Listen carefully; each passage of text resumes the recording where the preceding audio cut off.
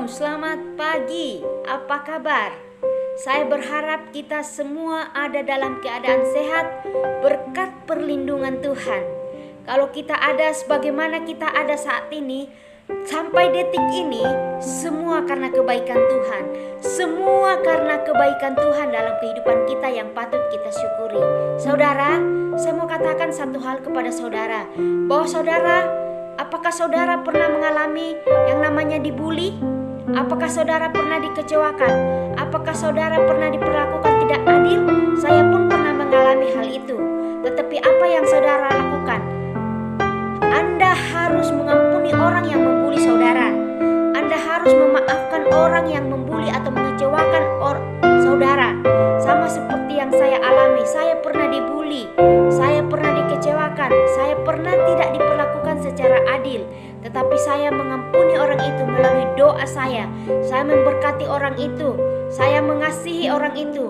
Saya mengatakan bahwa saya mengasihi orang yang membuli saya. Saya memberkati orang yang membuli saya.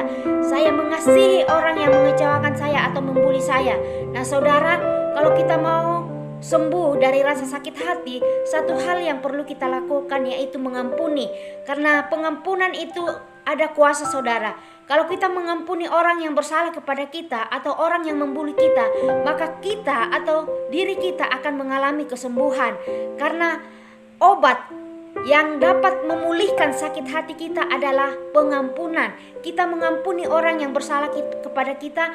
Kita mendoakannya bahwa saya mengampuni orang yang telah mengecewakan saya. Saya harus mengasihi orang yang telah membuli saya. Karena Tuhan Yesus mengajarkan bahwa kita harus saling mengampuni supaya kita sembuh.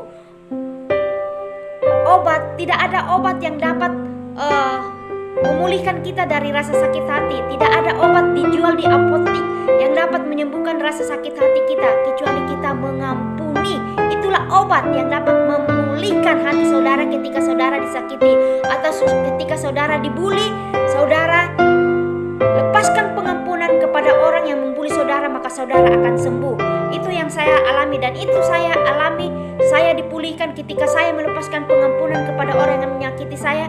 Saya melepaskan pengampunan kepada orang yang mengecewakan, membuli saya, baik di medsos maupun di dalam pergaulan. Saya melepaskan pengampunan karena ketika saya mengampuni, saya sembuh. Begitupun dengan saudara. Saudara harus melepaskan pengampunan kepada orang yang membuli saudara supaya saudara sembuh. Kalau saudara tidak melepaskan pengampunan, maka saudara sendiri akan terbawa sakit hati.